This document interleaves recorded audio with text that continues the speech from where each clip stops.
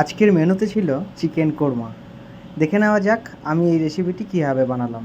প্রথমেই চিকেনটা ভালো করে পরিষ্কার করে তার মধ্যে দিয়ে দেবো হাফ কাপের কিছুটা বেশি টক দই, হাফ চামচ ব্ল্যাক পেপার। এবার মিশ্রণটা ভালো করে মাখিয়ে নেব। মাথায় রাখতে হবে এখানে আমরা লবণ দেব না। মিশ্রণটি হয়ে গেলে এটা ঢাকা দিয়ে 30 মিনিটের জন্য রেখে দেবো।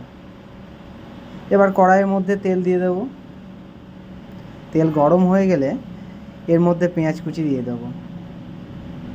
এটাকে ভালো করে ভেজে বেরেস্তা বানিয়ে একটা পাত্রে তুলে রেখে দেবো। এবার ওই তেলের মধ্যেই কিছুটা গোটা মশলা দিয়ে দেবো। এর মধ্যে আছে গোলমরিচ, এলাচ, দারচিনি, লবঙ্গ এবং শুকনো লঙ্কা। এবার এর মধ্যে দিয়ে দেবো পেঁয়াজ বাটা। মিশ্রণটি ভালো করে মাখিয়ে নিতে হবে। এরপর 2 চামচ আদা রসুন বাটা দিয়ে দেবো। আদা রসুনের গন্ধ না যাওয়া পর্যন্ত মিশ্রণটি ভালো করে মাখিয়ে নিতে হবে। এখানে দিয়ে দেবো জিরে গুঁড়ো, ধনে গুঁড়ো, একটু গরম মশলা, 1 চামচ লঙ্কা গুঁড়ো। এভাবে মিশ্রণটি 3 মিনিট ভালো করে মাখিয়ে নিতে হবে। এখন দিয়ে দেবো ম্যারিনেট করে রাখা চিকেন।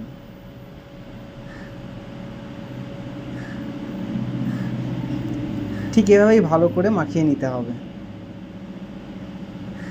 এভাবে এটাকে 5 মিনিট ভালো করে কষতে দিতে হবে। চিকেন থেকে জল ছাড়লে কাঁচা লঙ্কা কুচি দিয়ে দেবো। এটা আপনারা নাও দিতে পারেন।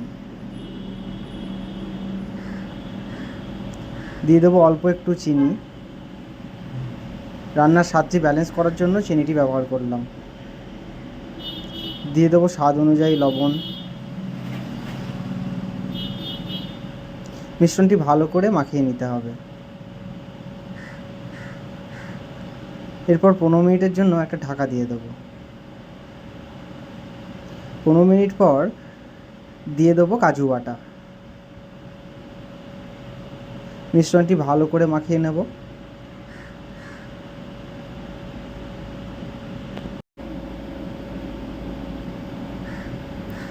এবার এর মধ্যে দিয়ে দেবো দুধ। মনে রাখতে হবে গ্রেভির প্রয়োজন অনুযায়ী দুধের পরিমাণ দিতে হবে। দিয়ে দিচ্ছি ফ্রেশ ক্রিম। এটাকে ভালো মতো মাখিয়ে নিতে হবে। ফ্রেশ ক্রিম ব্যবহারের জন্য গ্রেভিটি একটা অন্য লেভেলের হবে। ছড়িয়ে দেবো পেঁয়াজ বেরেস্তা। এভাবে মাখিয়ে নিয়ে 5 মিনিটের জন্য হতে দেব।